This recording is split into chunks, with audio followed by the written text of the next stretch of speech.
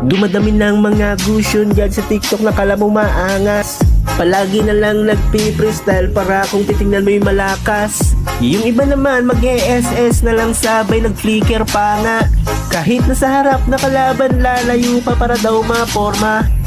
Ako lang magaling kahit saan mo dalhin. Kahit bagong gising, lahat ay bugbog sa'kin. Pag nilabas ko na ang blades ko, na ako magtago na kayo.